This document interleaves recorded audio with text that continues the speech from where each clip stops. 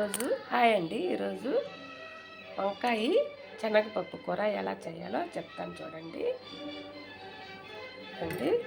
వంకాయ 1/4 కేజీ అండి. ఉల్లిపాయ పెద్ద ఉల్లిపాయ అండి, పెద్ద టమాటా అండి, ఆవాలండి. ఎలా చేయాలో చెప్తానండి. ఇదండి 1/2 కప్పు శనగపప్పు అండి, పచ్చెనగపప్పు ఉడకబెట్టి పెట్టేసాను. ఇదండి ఇట్లా ఉడిపోవాలండి. చూడండి, మరీ మెత్తగా కాకుండా మరీ గట్టిగా కాకుండా మితంగా ఉడకదండి. బాండీలు పెట్టి ఆయిల్ వేస్తున్నానండి.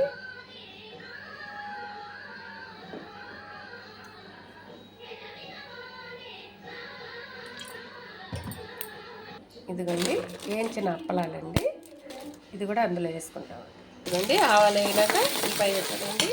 ఇదిగోండి శనగపప్పులోనే పసుపు కారం వేసానండి. ఇదిగోండి ఉల్లిపాయ టమాటా వేగిపోయింది. ఇప్పుడు తెల్ల ఉల్లిపాయలు వేసుకున్నానండి. రెండు పలుకులు అండి, 2 పాయలు అంటారండి. ఇదండి వంకాయ వేసాను.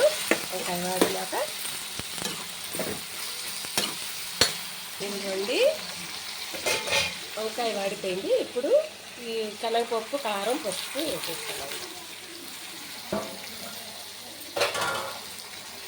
చూడండి వాడింది కారం, ఇందులో సాల్ట్ వేసేసుకున్నాము.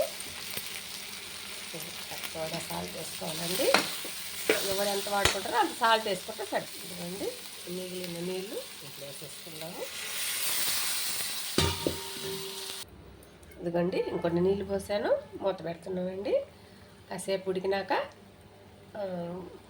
అప్పలాలు వేసి దింపేసుకుందామండి. ఇదిగోండి కూర ఉడికిపోయింది. ఇప్పుడు అప్పలాలు వేసేసుకుందామండి. బాగుంటుంది ఇట్లా.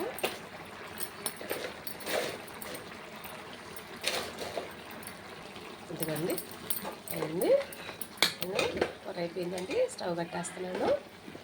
ఇదిగోండి నేను చేసిన శనగపప్పు వంకాయ అప్పలం కూర నచ్చినట్టయితే, ఈ వీడియో నచ్చినట్టయితే లైక్ కొట్టండి, సబ్స్క్రైబ్ చేయండి, షేర్ చేయండి, సబ్స్క్రైబ్ చేయండి. నమస్తే అండి.